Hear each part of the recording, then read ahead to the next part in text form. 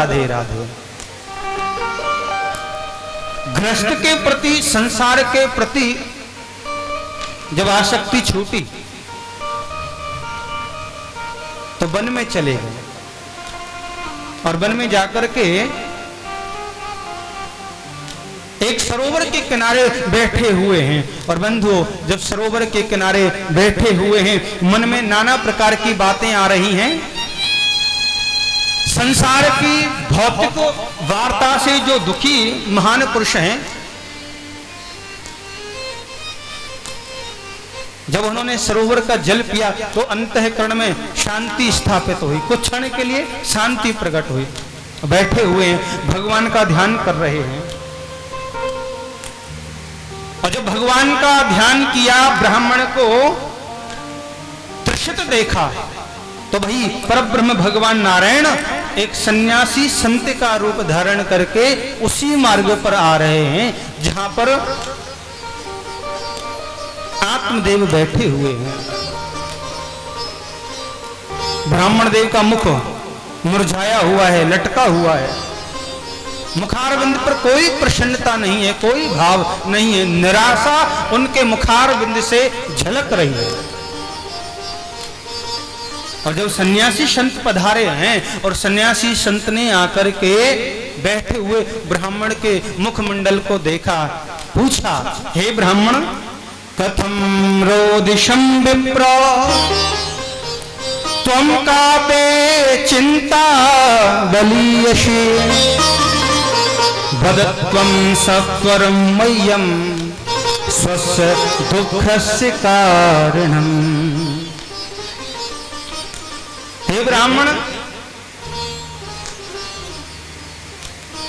त्वस्य दुःखस्य कारणम, आपके दुख का कारण क्या है? आप इतने निराशा को व्याप्त क्यों हैं? ब्राह्मण ने बताया, भैया मैं तुंगभद्रा नदी के तट पर जो उत्तम नगर है, उस उत्तम नगर का रहने वाला हूं। मेरा नाम आत्मदेव है और मैं ब्राह्मण हूं। और मेरे रोने की जो बात है, भगवान आप तो अंतर्यामी हैं, सब जानते हैं। मेरे यहां कोई संतति नहीं है, कोई पुत्र आदि का सुख नहीं है। और संत जी ने जैसे ही महाराज मुंचा ज्ञानम प्रजारूपम बलिष्ठा कर्मणो गति विवेकम तो समासाध्य त्याज संसार वासनम। सन्यासी संत बोले, भैया आप क्यों दुखी होते हो? अरे आप जन्म लेकर के आए और संतति नहीं है तो कौन सा फर्क पड़ता है? पर भगवान का भजन करो। तुम भगवान का भजन करोगे तो क्या पता भगवान ही तुम्हारे यहां पुत्र बनकर के चले आए। ये कोई नई बात थोड़े है, आप लोग कथा में श्रवण करोगे। सन्यासी संत बोले, ब्राह्मण आप तो इस जन्म की बात कर रहे हो, आप तो सप्त जन्म समालुब्ध, आपके आने वाले 7 जन्मों में भी कोई पुत्र योग नहीं है। बोलो राधे राधे राधे राधे। अब ब्राह्मण भी बड़े ज्ञानी थे। ब्राह्मण ने सोचा कि जो संत मेरे आने वाले 7 जन्मों के विषय में बता सकता है तो पुत्र प्राप्ति का साधन भी अवश्य बता सकता है। हाथ जोड़ करके चरणों में बैठ गए, हे भगवान, यदि आपकी कृपा हो जाए तो ये कोई दुर्लभ कार्य नहीं है। यदि आपकी मुझ पर कृपा हो जाए, आपका आशीर्वाद प्राप्त हो जाए तो मुझे पुत्र की भी प्राप्ति हो सकती है। और जब ब्राह्मणों को चरणों में बैठा देखा, रोते हुए देखा, तो भैया संत जी का हृदय द्रवीभूत हो गया, पिघल गया। झोली में हाथ दिया और झोली में से एक फल निकाला और कहा, हे ब्राह्मण देव, ये फल ले जाओ और इस फल का सेवन सदाचार का पालन करते हुए आपकी धर्म पत्नी ग्रहण करेगी तो उसके गर्भ से एक सुंदर पुत्र जन्म लेकर के आएगा। माताओं, ब्राह्मण की खुशी का ठिकाना ना रहा, अति आनंद को प्राप्त हो गए। दौड़ करके अपने घर आए, आवाज लगाई, देवी दौड़ करके आओ, देखो आज भगवान की कृपा हमारे ऊपर हो गई है। धुंधली ने सुना कि मैंने पति देव को इतना प्रसन्न तो कभी नहीं देखा, आज तो बड़े प्रसन्न हैं। दौड़ करके आई तो देखा कि ब्राह्मण के हाथ में एक फल लगा हुआ है। और ब्राह्मण देव ने कहा, देवी ये जो फल है ये कोई साधारण फल नहीं है, ये संत की प्रसादी है, संत की तपस्या का फल है। और संत का वचन है, सदाचार का पालन करते हुए आप इस फल का सेवन करोगी तो नारायण की कृपा से आपके गर्भ से एक सुंदर बालक जन्म लेकर के आए।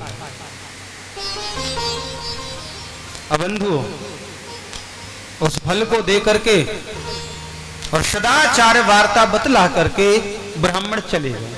अब धुंधली देवी फल को हाथ में लेकर के बैठी हुई है, विचार करने लगी, हमारे पति देव बड़े सीधे हैं, भोले भाले हैं, अरे कहीं फल खाने से बच्चा थोड़े होता है, इनको जो जैसे कह देता है ये वैसा ही मान लेते हैं।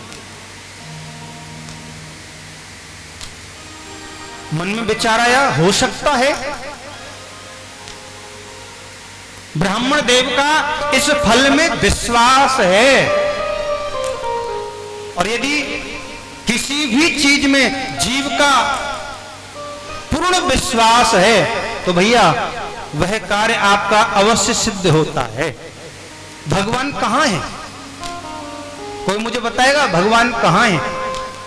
कोई कहता है मंदिर में भगवान है, मंदिर में भी भैया भगवान नहीं है। कोई कहता भैया तीर्थों में भगवान है, मैं कहता हूं भैया तीर्थों में भी भगवान नहीं है, तो भगवान कहां है? भैया भगवान कहीं नहीं है और भगवान सब जगह हैं। भगवान है भक्त के विश्वास में। जो फल ब्राह्मण के हाथ में है और ब्राह्मण ने जो फल अपनी धर्म पत्नी को दिया है, महाराज मैं ये नहीं कहता कि वह फल पुत्र की प्राप्ति करा देगा, लेकिन ब्राह्मण का विश्वास है, विश्वासम फलम दायकम। भगवान कहीं नहीं है, भगवान सब जगह हैं। भक्त के विश्वास में भगवान है। प्रहलाद जी से पूछा हिरण्यकश्यप ने, अरे प्रहलाद ये बता तेरा भगवान कहां है?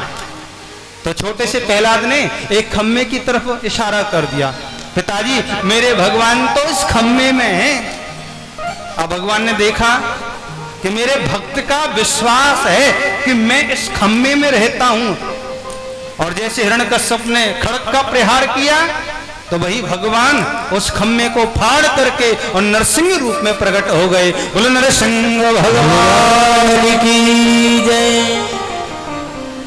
धुंधली ने सुना कि फल खाने से बच्चा नहीं होता, लेकिन मेरे पति की जो श्रद्धा है, जो विश्वास है, तो निश्चित ही इस फल को खाने से पुत्र की प्राप्ति जरूर होगी। विचार किया,